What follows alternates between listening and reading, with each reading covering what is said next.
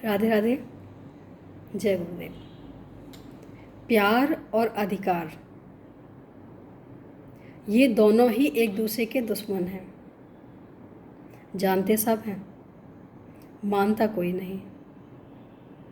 क्योंकि प्यार करते करते, प्रेम करते करते हम अधिकार लोगों पे जमाने लग जाते हैं, और जहाँ अधिकार जमाते हैं वहीं हमारा प्रेम खंडित हो जाता है। प्रेम का मतलब सिर्फ एक ही नहीं है। प्रेम का मतलब माता पिता भी हैं, प्रेम का मतलब भाई बहन भी हैं, प्रेम का मतलब पड़ोसी भी हैं, प्रेम का मतलब बच्चे भी हैं। जितने भी रिश्ते जुड़े हैं हमारे, सारे प्रेम बंधन में बंधे हुए हैं। लेकिन प्रेम हमारा कब चलता है?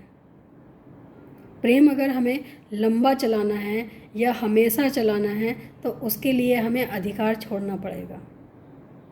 हाँ, वो बात अलग है कि सामने वाला अपना फ़र्ज समझ के करता है, उसको हम अधिकार नहीं कहते हैं। अधिकार हम उसको कहते हैं जो हम अपने दिल में इच्छाएं पाल लेते हैं, उम्मीदें पाल लेते हैं। और मुझे लगता है कि अब ऐसा ही होने वाला है, क्योंकि मैंने ऐसा सोचा है, मैं इनसे प्रेम करता हूँ या करती हूँ या जो भी है। लेकिन वहीं अगर हम वो नहीं होता, नहीं कर पाते, तकलीफ़ वहीं होती है। तो तकलीफ़ ना हो और प्रेम भी रहे, तो उसके लिए ज़रूरी नहीं है कि हम तुम्हें बताएं कि क्या कभी माँ ने बताया कि हम तुम्हें कितना सारा प्रेम करते हैं? क्या कभी पिता ने बताया कि हम तुम्हारी कितनी परवाह करते हैं? कैसे पता चलता है? प्रेम का पता लगाना हो तो परवाह देख लो। प्रेम का पता लगाना हो, माँ के प्रेम का पता लगाना हो तो उनकी एक केयर देख लो कि कितनी केयर करते हैं, कितनी टेंशन लेते हैं हम लोगों की, जब तक हम लोगों की शादी ना हो जाए। बच्चों की शादी होने के बाद माँ बाप की टेंशन थोड़ी सी कम हो जाती है। अगर बच्चा अच्छी लाइन में चला गया, लड़की अगर अच्छे परिवार में चली गई, तो उनकी 90% टेंशन ख़त्म हो जाती है। लेकिन वहीं अगर गलत चले गए तो उनकी टेंशन और ज़्यादा बढ़ जाती है। तो मुझे लगता है कि प्रेम करना है तो अपने माता पिता से सीखना चाहिए कि कैसा होता है, कैसा निभाया जाता है। प्रेम का मतलब सिर्फ एक ही नहीं है, पाना। अगर प्रेम का मतलब पाना ही हो तो कोई भी माँ बाप बच्चों को पैदा ही ना करे, क्योंकि उन्हें पता है कि आगे चल के हमारा क्या हाल करने वाले हैं ये लोग। ये पितृपक्ष चल रहा है, तो पितृपक्ष में अगर हम माता पिता की सेवा करना चाहते हैं तो सबसे बड़ी सेवा है कि उनके दिल को कभी दर्द ना हो। हम ऐसा कोई भी कार्य ना करें जिससे उनका दिल दुखे, उनकी इज्जत पे आँच आए, उनको किसी के सामने सर नीचे करके खड़ा होना पड़े। क्या इससे बड़ा कोई योगदान है हम लोगों का जीवन में? अगर हम इतना कर पाए तो मुझे नहीं लगता कि उनके जाने के बाद हम अगर कुछ नहीं भी करेंगे तो भी वो खुश होके जाएंगे। वैसे करना चाहिए क्योंकि पितृपक्ष हैं, हर किसी को करना चाहिए।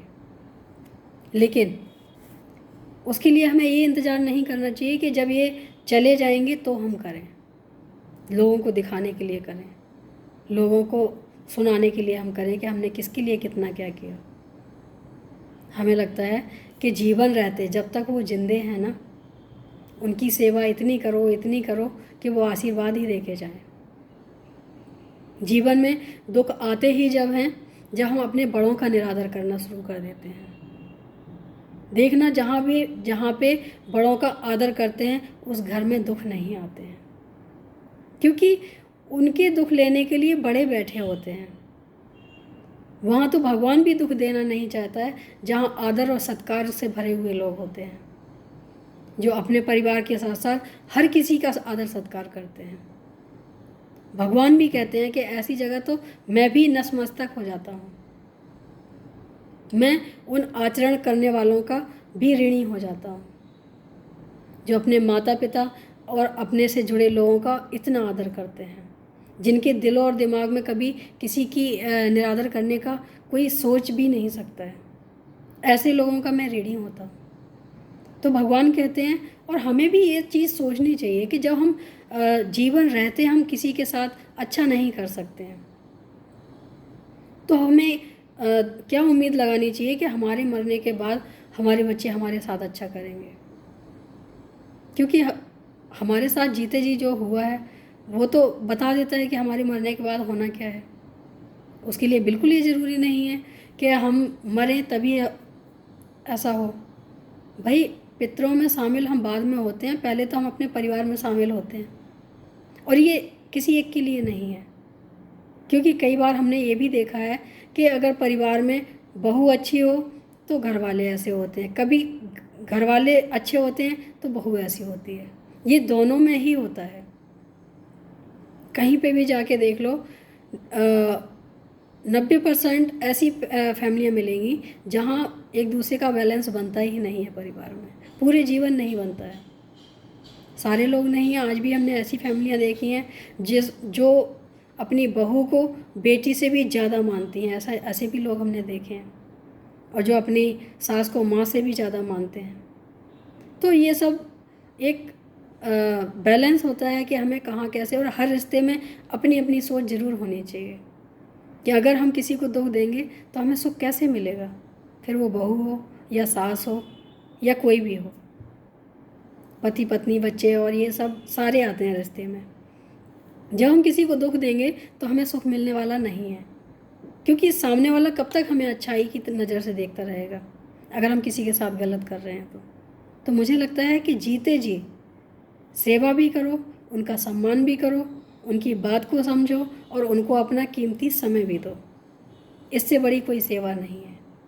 पितृपक्ष में अगर हम ऐसा कर पाए तो अगर हम उनको पितृपक्ष में नहीं भी कुछ कर पाएंगे तो भी वो हमें वहाँ से आशीर्वाद देंगे, क्योंकि हमने उनके जीते जी उनको इतना माना है, इतना सेवा की है कि हमें आशीर्वाद ही मिलने वाला है।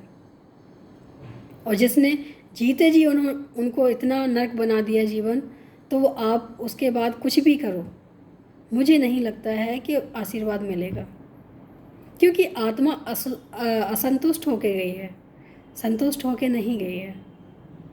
आत्मा का प्रभाव बहुत पड़ता है, आशीर्वाद भी आत्मा से ही निकलता है। अगर हमने पहले भी व्यवहार अच्छा किया है तो आशीर्वाद ही मिलने वाला है। तो उम्मीद है कि अच्छा लगा हो। और पितृपक्ष में ये भी ज़रूरी है सोचना कि हमारे जो सामने हैं उनकी सेवा करना ज़रूरी है, उनके जाने के इंतज़ार करने की नहीं। उनका सम्मान करें, उनकी बात को समझें, उन्हें प्यार दें, बस इससे ज़्यादा और कुछ मांगते भी नहीं हैं। उम्मीद है अच्छा लगा होगा। आज के लिए इतना ही। राधे राधे, जय गुरुदेव।